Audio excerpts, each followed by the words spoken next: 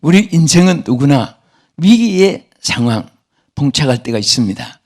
위기라는 것은 자기가 해결할 수 없는 사건들, 또 상상치도 않았던 일들이 쓰나미 태풍처럼 밀려오고 조수처럼 밀려오고 태풍처럼 밀려오는 그런 상황이 있을 때 사람들은 당황하게 되고 또 자포자기를 하게 되고 또 아니면 그것을 헤쳐나가고 이기기 위해서 최선을 다하고 발버둥치는 그런 사람들이 있습니다.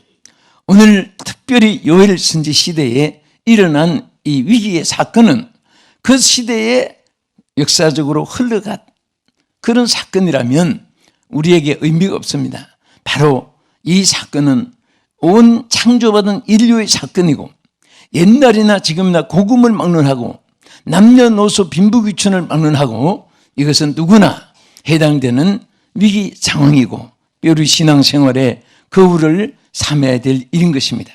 그러나 이런 위기가 있을 때 중요한 것은 그것을 극복하는 것입니다. 할렐루야. 따라합시다. 위기를 극복하자. 예, 두려워해도 안 되고 피하려고 해도 안 되고 피하면 또 따로 오는데 피한다고 해서 없어지는 게 아니거든요. 그래서 성경 말씀에도 마귀에게 대해서 주님이 뭐라고 했습니까? 마귀를 대적하라고 했지 마귀에게 도망가라고 하는 말씀이 없습니다. 우리는 위기를 극복해야 됩니다. 정복해야 되는 것입니다. 자, 그러면 오늘은 이 본문을 가지고 요엘 시대에 그 위기가 무엇이었는가, 위기의 내용에 대해서 간단히 세 가지 말씀드리고, 그러면 중요한 것은 아는 것이 중요한 것이 아니라 어떻게 극복했느냐, 극복한 그 성경에 지적한 말씀을 드리고 또 극복한 자에게 주신 하나님의 허락이 있습니다. 그렇게 세 가지 구분으로 말씀을 아주 좀 여러분 이해하기 쉽게 되도록 말씀 증거하겠습니다. 첫째, 그들이 당한 위기는 세 가지였습니다. 첫째는 제단이 무너지는 위기였습니다. 그러니까 성전의 제사가 끊어지는 그런 위기였습니다. 여러분, 인간이 뭐가 없어지고 뭐가 떠나고 뭐가 사라지고 여러 가지 있지만은 우리 장세부터 종말까지 가장 인생에게 중요하고 위험한 것은 예배가 없어지는 것입니다. 예배가 무너지는 것입니다. 예배의 방해를 받고 예배의 도전을 받는 것입니다. 국가의 제일 위기가 예배가 없어지는 위기. 예배하는 자들을 죽이고 처형하고 예배하는 자를 투옥하고, 그래서 사람들은 무서워서 예배를 버리는 사람, 또 그 예배에 관심이 없어서 예배를 버리는 사람. 그러나 끝까지 예배를 지킨다는 것은 백절불굴의 순교적인 신앙에 관한 것입니다. 오늘 여러분은 일평생 예배가 있는 자가 되기를 축원합니다. 심지어 거기 요엘서 1장 9절에 그 상황을 이렇게 말씀했습니다. 같이 읽읍시다. 소제와 전제가 여호와의 성전에서 끊어졌고 여호와께 수종되는 제사장은 슬퍼하도다. 자, 여기에 뭐가 끊어졌다고 했습니까? 이게 예배가 소제와 전제, 번제, 요제, 속건제, 화목제, 이 모든 것이 다 제사입니다. 이것이 당시에 끊어지고 사라지게 됐습니다. 예배가 끊어진 곳에는 모든 것이 끊어집니다. 예배가 무너진 곳엔 모든 것이 무너지는 것입니다. 그래서 저는 우리 성도들에게 항상 당부하는 말씀 하나 있죠. 어떤 위기 상황에서도 예배로 승부를 걸으라. 따라합시다. 예배로 승부를 걸자. 우리 옆에 좌우에 다짐합시다. 예배로 승부를 겁시다. 예배로 승부를 겁시다. 이게 얼마나 중요한지 몰라요. 여러분, 신앙생활을 할수록, 성경 말씀을 연구할수록, 신앙의 깊은 체험을 할수록 느끼는 것은 예배보다 더 중요한 것이 없습니다. 예배가 있는 사람은요, 하나님이 채워주시게 되어 있습니다. 넘어져도 일으켜 주시고, 낮아지도 높여주시고, 실패해도 성공하게 해주시고, 길이 막혀도 길이 열리게 해주시고, 환경, 여건, 조건, 인적 자원, 물질 자원 다 하나님이 만나게 되는 것도요, 좋은 때를 만나고 좋은 사람 만나고 좋은 일을 만나고 좋은 환경 만나고 그런 것도 하나님이 주시는 선물입니다. 응? 사람이 노력해서 되어지는 것은 하나의 흉내고 그것은 다 액세서리고 본론은 모든 근본은 하나님이신 줄로 믿으시기 바랍니다. 응? 절대 어떤 상황에서도 예배가 무너지기 시작하면요, 국가가 무너지는 것이 역사의 컴퓨터보다도 수학 공식보다도 현찰 캐시 수표보다도 정확하게 딱딱딱딱 나타납니다. 어느 시대 예배가 있는 나라 없는 나라, 예배가 세워지는 나라 무너지는 나라 보면요, 거기에 확실하게 그라프가 나옵니다. 예배가 무너지는 시대는요, 모든 것이 무너지기 시작합니다. 그래서 심지어 예배가 무너지고 나니까 여기에 뭐라고 있습니까?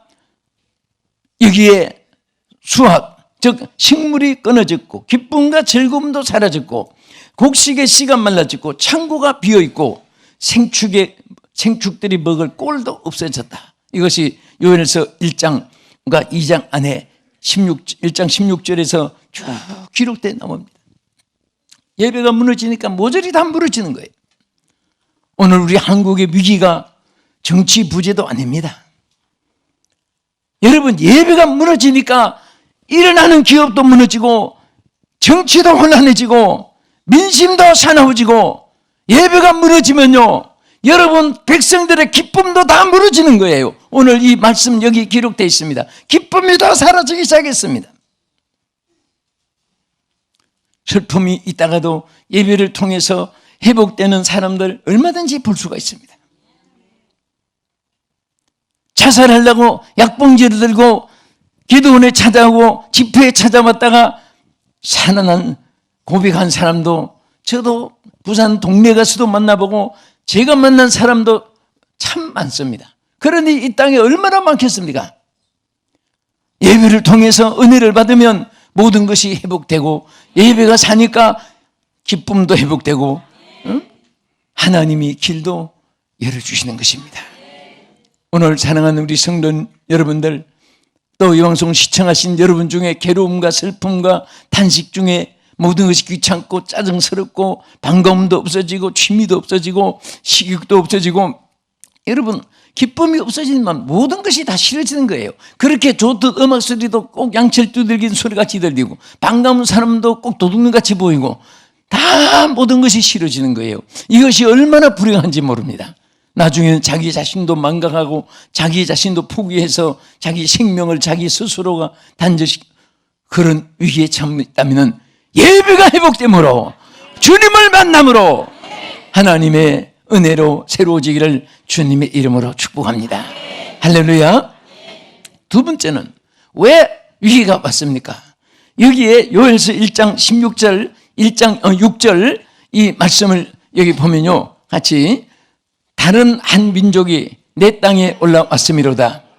그들은 강하고 수가 많으며 그 이빨은 사자의 이빨 같고 그 어금니는 암사자의 어금니 같도다. 자, 이것은 뭡니까? 강대국이 쳐들어와서 뒤에도 쭉 보면 기록되어 있는데요, 아주 강한 나라가 막 이 이빨을 번쩍이면서 강한 어금니를 가지고 삼키려고 하는 것 같은 그런 도절이 강대국에서 침해가지고 곡식의 종자를 거두고 심은 곡식을 약탈하고 짐승도 약탈하고 빼앗아가고 이런 위기가 처하게 됐기 때문에 탄식한 것입니다. 어떻게 보면요, 참 우리나라는 하나님이 지켜주셔서 오늘까지 온 것이지 주변 국가 강대국들이요, 솔직하게 우리나라를 도우려고 휴정한 나라들 참 역사 속에 많지 않아요. 전부 다 삼키려고 하고 빼앗아가려고 하고 약탈하기 위해서 얼마나 역사 속에 압박과 서름과 눈물을 조상들이 많이 흘리면서 살았습니까? 지금도 마찬가지예요. 정말 하나님이 돕지 않으면 우리는 위기 상황에 봉착하고 우리는 얼마나 위태로운 백척간도가 떠있는 배처럼 외나무 다리를 걸어가듯이 살얼음을 걷듯이 우리는 정말 불안하고 초조할 때가 한두 번이 아니고 또 한두 사건이 아닙니다. 그러나 하나님께서 정말 이러한 어려울 때에 하나님이 보호하사 우리나라 만세, 정말 우리는 애국가 하나만 해도 큰 선물이라고 생각합니다. 얼마나 주변 국가들이 다른 한 민족이 내 땅에 올라왔습니다. 그들은 강하고 수가 많으며, 요즘에는 중국이 우리 해역에 막 수백 척씩 때를 와서 우리나라 막 해산물을 그렇게 마음대로 잡아가고 그것을 막다가 사건이 일어나고, 참 이런 사건들이 슬픈 거예요. 한마디로 말해서 하나님 구부잡혀 주옵소서, 하나님 지켜주세요. TV 보다가 정말 참 안타까워요. 여기 성경대로 그들은 강합니다. 그들은 수가 많습니다. 우리 해경계 순시선이 침몰당하기도 하고 그래도 사과 한마디 없고, 정말 이런 상황에 요엘 선지가 그 당시에도 얼마나 가슴이 아팠겠습니까? 아까 말한 대로 첫째는 제사가 무너짐으로, 두 번째는 강대국이 쳐들어와서 소산을 다 착취함으로, 그 다음에 세 번째 위기는 밭에 있는 소산이 없어짐으로 사람들의 즐거움이 사라졌다, 그렇게 성경이 기록했습니다. 즐거움을 잃어버린 거예요. 이것이 요엘서 1장 10절에 있습니다. 읽겠습니다. 밭이 황무하고 토지가 마르니 곡식이 떨어지며 새 포도주가 말랐고 기름이 다하였도다. 자, 이렇게 되니까 그들이 다 기쁨이 없어졌다고, 즐거움이 없어졌다고 했습니다. 무슨 일하는데도 보람이 있어야 되잖아요. 농사를 지으면 곡간에 들여야 되고, 또 그것을 먹고 즐길 수 있고 수고한 열매가 있어야 되고, 그런데 하루 종일 일을 했는데도 수확은 없고 떨어진 전대에 담는 것 같고, 곡식을 지어 놓으면 요즘에 또 막 멧돼지들이 와서 그거 다 해치고, 막 태풍이 불어가지고 어저께 뉴스에 보니까 좀 농부들이 그 곡식 벼들이 쓰러졌는데 물이 빠져서 말라야 되는데 그 오래되니까 벼가 싹이 나가지고 먹지 못하게 되고, 얼마나 가슴이 아프겠습니까? 바로 요엘 선지에 이런 아픔이 있었습니다. 이것은 바로 생계 위기였고 국가적인 위기가 아닐 수가 없었습니다.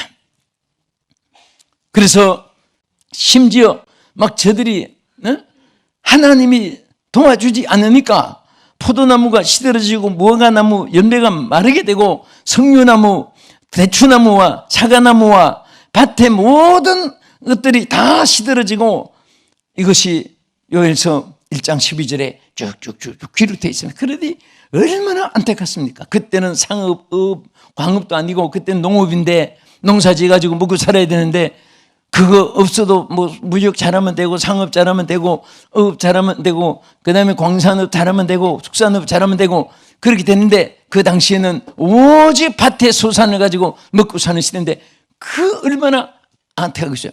앞으로 살아갈 수 있는 길이 막히는 거예요. 그래서 소산이 없어지고, 자, 이런 위기, 이것이 여기에서 이제 중요한 것은 위기 상황에 그 사람의 인격에 증거가 나타납니다. 정말 인격자고 정말 의지가 있고 정말 의리가 있고 정말 바르게 살고 정말 정직하고, 이런 사람은 거기에서도 또 피할 길을 다시 생각하는 것입니다.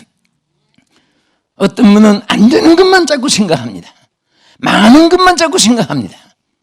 그러나 성공자는 성공하고 피할 길을, 되는 길을, 승리하는 길을, 소망의 길을 생각하며 노래하고 찾게 되는 것입니다. 이번에 노벨 수상자 여러분 뉴스 보지만은 참 평화를 외치고 절망 속에 있는 사람들에게 소망을 심어주고, 내용은 다른 거 큰 것도 없습니다. 그런 노래를 젊어서부터 그 사람은 어떻게 평생을 불렀습니다. 어떤 위기가 있어도 안전을 노래해주고, 절망과 좌절 속에 있는 사람에게 희망을 노래해주고, 안 되는 그런 절 있어도 되는 길을 노래해주고 그런 자가 되기를 주의 이름으로 축원합니다. 그런 사람에게 열매가 맺히고 하나님이 사랑해주고 그런 사람에게 모든 사람도 공감을 하게 되는 것이고 공동체에서 필요한 일원이 되어질 수가 있는 것입니다. 자, 그러면 이런 때에 하나님이 뭐라고 했습니다? 해결의 방법을 특별히 여기 세 가지를 말했습니다. 첫째는 여호와께 돌아오라. 할렐루야. 여호와께 돌아오라고 말씀했습니다. 그 다음에 두 번째는 회개하여 변화를 받기를 촉구했습니다. 회개해야 되는 거예요. 회개함. 세 번째는 금식하며 기도하라고 했습니다. 여러분 간단합니다. 우리는 어려울 때마다 여호와께 뛰어들어가면 돼요. 저는 지금도 어릴 때의 그 광경이 항상 사라지지 않고 성경 말씀에 그 말씀이 부합된 말씀이 뭐냐면은 예수님이 예루살렘아 내가 너희를 날개 아래 모래한 일이 몇 번이더냐 그러나 너희들이 원치 아니했도다. 암탉이 그 새끼를 모래한 같이 내가 너희를 모래한 일이 몇 번이더냐. 그 말씀을 어릴 때 그걸 제가 암송한 성경입니다. 주일학교 다닐 때. 그런데 암탉이 그 새끼를 날개 아래 못 넣은 거 우리 병아리를 많이 봤거든요. 이상한 소리가 나면 병아리는요 달걀에서 깨어나가지고 한 번도 훈련받은 적도 없는데도 꾸르르 이상한 소리 내면 막 달려가는데 어디로 가나 보니까 어미 날개하러 들어가요. 어미는 날개를 쫙 펴가지고 너무 많이 들어오니까 품지 못하면서도 또 피고 해가지고 그냥 날개 펴들고 있어도 다 못 들어가니까 그냥 주둥이라도 크게 갖다 대려고 그 광경을 제가 다 마음속에 기억을 해요. 그래서 예수님도 그 예루살렘이 황폐해지고 환란이 있고 어려움이 있을 때 예루살렘 향해서 탄식하신 그 말씀 속에 예루살렘아 암탉이 그 새끼를 날개 아래 모래함 같이 내가 너희를 모래한 일이 몇 번이더냐. 그러나 너희가 원치 아니했도다. 오늘 보세요. 우리는 어떤 상황에도 여호와의 날개 아래 뛰어가는 다른 이론 전폐하고 거기에는 무슨 설명도 이론도 판단도 없습니다. 여호와께 뛰어들어가면 돼요. 여호와께 달려들어가려요. 하나님께 나오라 했습니다. 여호와께 오라 했습니다. 그 이유가 없습니다. 여호와께로 달려가면 돼요. 여호와는 반드시 그 날개를 펴고 새끼를 병아리를 품어준 같이 여러분과 저를 여러분 모든 자들을 품어주는 줄 믿으시기 바랍니다. 죄 있는 자도 의로운 자도 병든 자도 건강한 자도 성공한 자도 실패한 자도 어떤 상황에서든지 조건이 없습니다. 여호와께 돌아오는 것은 조건이 없습니다. 거기는 걸림이 없고 심사가 없습니다. 누구든지 어느 장소에든지. 네? 그래서 우리가 여러분 anybody, anywhere, anytime, any place 어느 장소 어떤 사람 어떤 형편 이유가 없이 하나님 앞에 돌아오면 되는 거예요. 오늘 어느 때마다 하나님 앞에 돌아가는 우리 성도가 되고 우리 민족이 되고 여러분과 제가 되어지기를 주님의 이름으로 축복합니다. 두 번째는 회개하라고 했습니다. 여러분 저 유명한 프랑스 사장가 루소는 이런 말 했죠. 죄는 부끄러워하되 회개는 부끄러워하지 말아라. 하나님은 회개하는 죄는 다 용서해 주게 돼 있습니다. 주홍같이 붉은 죄도 누군가 같이 진홍같이 붉은 죄도 양털같이 하나님이 회개해 주리로 약속했습니다. 할렐루야. 모든 우리 인생들은 나면서부터 죄 가운데 태어나서 나는 의인이다, 나는 저 사람보다 낫다, 그렇게 많은 사람 이중죄를 짓는 것입니다. 우리는 다 죄인입니다. 따라합시다. 모든 것은 나 때문이다. 제가 부족합니다. 저를 용서해 주세요. 다 에덴 동산에서 사람은 핑계를 댑니다. 아담아, 내가 어찌하여 이러느냐? 저 하나님이 짝지어 준 저 여자가 나 그랬습니다. 하와야 너는 왜 거랬냐? 저 뱀 새끼가 나를 먹으라고 했어요. 여러분들, 그런 인간의 건성은 하나님이 기뻐하지 않습니다. 나 때문에, 내가 부족해서. 할렐루야. 저 때문입니다.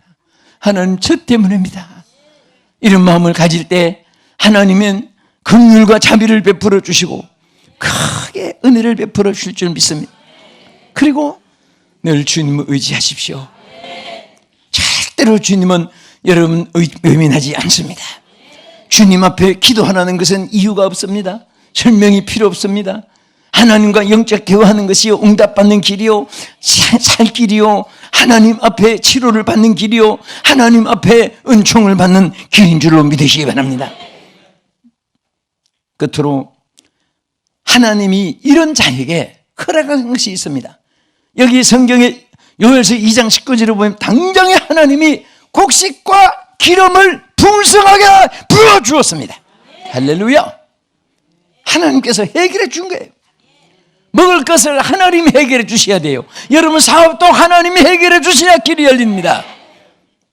그래서 안 되는 절망된 것을 자꾸 생각하지 말고, 실패한 이유를 생각하지 말고 되는 것을 노래하세요. 되는 것을 고백하세요. 소망을 노래하시고 소망을 자꾸 말하세요. 나는 된다, 할 수 있다, 하나님이 하게 하신다. 나는 실패했지만 하나님은 성공하신다. 주님은 실패하지 않는다. 하나님은 모든 것을 할 수 있으시다. 주여 믿습니다, 믿습니다, 믿습니다. 자꾸 고백하십시오. 바로 이것이 신앙입니다.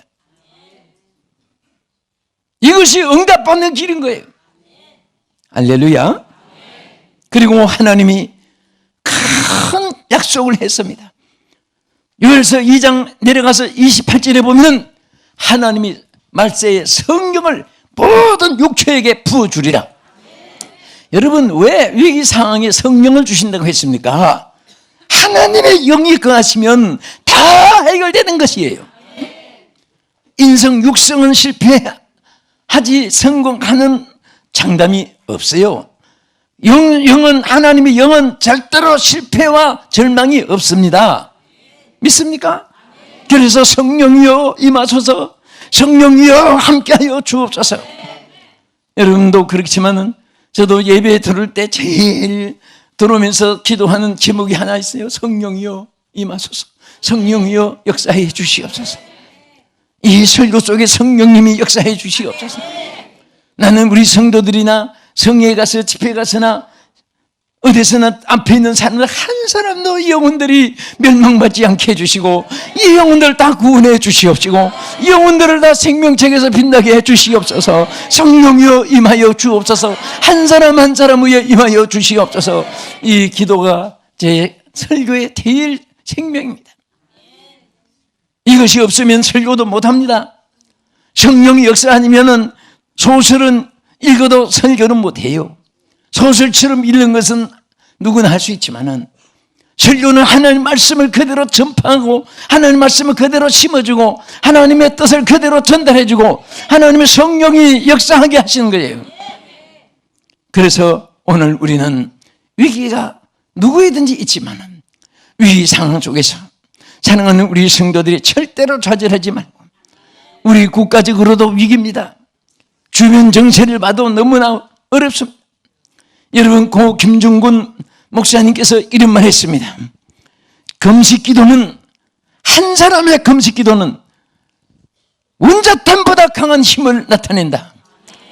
그때는 원자탄이 컸지만 지금은 핵무기가 있고 지금은 수소탄이 있어요. 여러분, 기도는 수소탄보다 위대하고 핵보다도 더 위대한 하나님의 능력이 나타날 줄로 믿으시기 바랍니다. 오늘 우리는 왜 위기가 있었나요? 예배가 무너졌기 때문에. 왜 위기가 있었나요?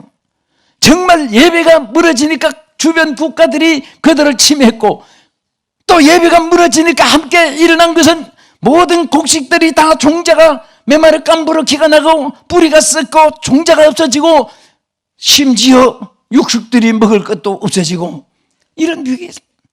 그때에 회개하고 하나님 앞에 여호와께 돌아오고 회개하고 금식 기도하고 하나님 앞에 있을 때 하나님 은총이 임하여 주신 축복은 뭡니까? 다시 풍성한 곡식을 주셨고, 곡식이 있으니까 즐거움이 회복되었고, 그 다음에 하나님 성령을 모든 육체에게 부어줌으로 말미암아 하나님의 성령이 사람은 못해도 나의 신으로 되느니라, 내 신으로 되느니라, 성령은 되게 하시는 것입니다.